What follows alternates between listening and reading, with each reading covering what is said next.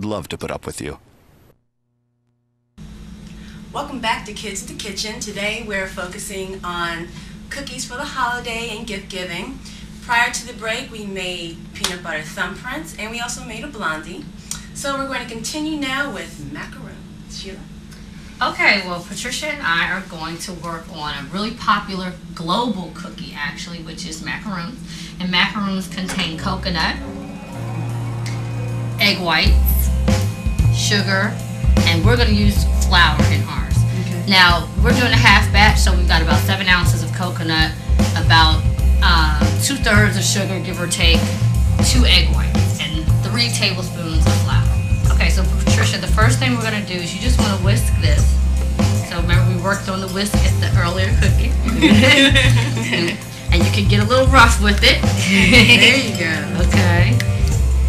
Okay, good. Now you're whisking that to, how much do you have to whisk that? Well, we don't have to whisk it. I'll take a little bit. You don't have to whisk it to stiff white peaks.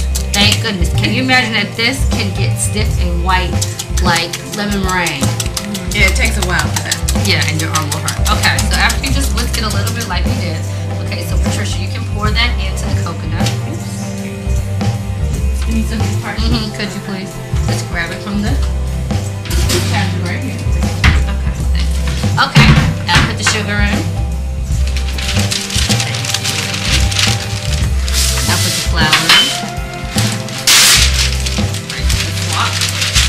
Okay. And you're going to put a half a teaspoon of almond extract. So Patricia, I'm just going to put that on there. Now, Micah just brought me some parchment, which is really important because these cookies can stick. So you definitely want to either grease and flour your cookie sheet or use something like parchment. Okay? Now, that's great. Now, what we do, Patricia, is just use that wooden spoon and mix it all up.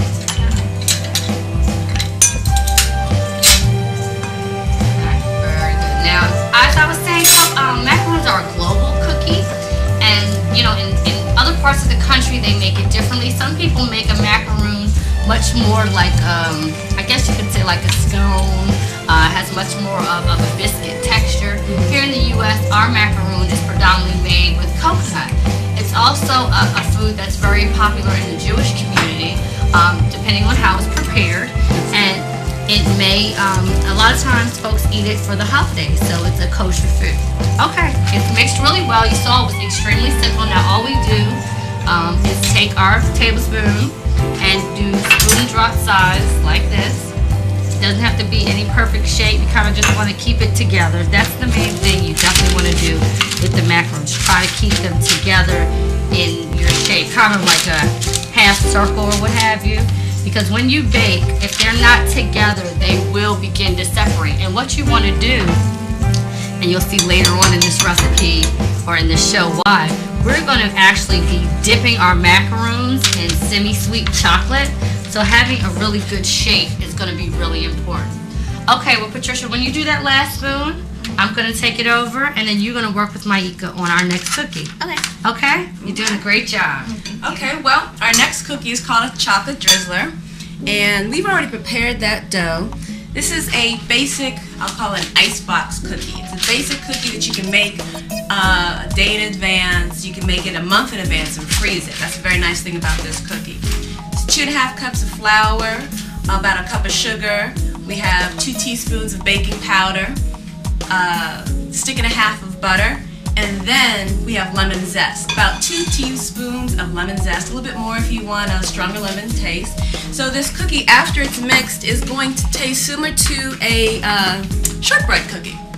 What we're going to do now is we've made our dough in advance, and we're going to roll it out to about 1/8 of an inch thick, and then we're going to use various shapes to cut out the cookie. So Patricia is going to be our pastry chef today, and she'll be helping me roll this out. The way you want to start this is it's very easy if you use wax paper. We have 2 sheets. We'll dust the wax paper with a little bit of flour to prevent sticking. And we'll have to work kind of quickly because the cookie does warm up quite fast. At first it's tough to deal with, and then once you get rolling it really starts to kind of soften up. So I'll start you off, and whoops, the way you want to do this is you'll roll away from you. The first roll is normally very hard, and your cookie may break apart. That is okay. Roll it out, and let's clear a space.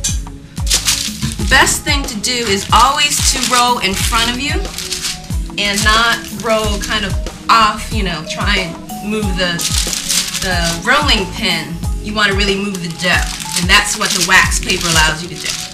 Okay, you want to take over? Okay. So, remember, you're going to roll it out to about a 1/8 of an inch of thickness. And you have to really kind of get down there and work it. Looking good. Now, why don't you then go this way? Okay. So, in terms of cookie cutters, we have a few different shapes here on the table. We're going to use cookies about 2.5 inches, and today we'll be using like a ginger man shape. We have a snowman shape, but you can use stars, you can use flowers, anything really that you have at home. I just happen to have some that were holiday themed. Want to turn it again a little bit? There we go. And Mike, the other great thing about this cookie that we discussed was the fact that if you don't have cookie cutters at home, you can roll it into a log and you can just slice it. So that's the other really good thing about it. You know, you can just do it in a traditional circle shape and it'll work out really well too. The other thing about this cookie is that you can also roll it in a ball. So that's the other thing. You can just roll the cookie in a ball, similar to what we did earlier, and it would also spread out as it cooks. So there are multiple different things that you can do, and what I really love about it is that you can make it in advance, so that if you're someone who's very organized in your cooking baking, you can start baking your cookies about a month in advance, so you're not all jammed up at the holiday time. Okay, you need them to be a little bit thinner. Now, one of the things we also were thinking about to share with you is about timing. Now, all these cookies today for the show, of course, we're doing them all together. We have the magic of television, so we can use it to our advantage in terms of cooking some things and working it out. But if you're at home, the macaroons have to be cooked at 325 degrees for 20 minutes.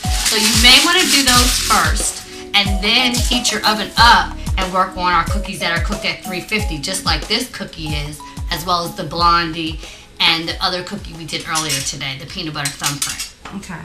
Now to make this a little bit easier, what we're going to do is dip our cookie cutters in a little bit of flour so they don't stick, and then working to the edge, just start making our imprints. You want to grab a cookie cutter?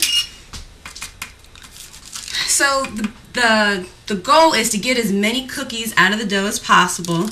Then what you would do is re-roll the dough and put the cookies on the cookie sheet. These cookies cook very quickly, so you'll cook them till they're about light brown on the edges, and that takes about 8 minutes at 350 degrees. So we're going to continue making our shapes on this cookie sheet, and when you get back there'll be a little bit more kids in the kitchen and we'll show you what we're going to do with these cookies. One more, you think? No, I think we're done. Yeah.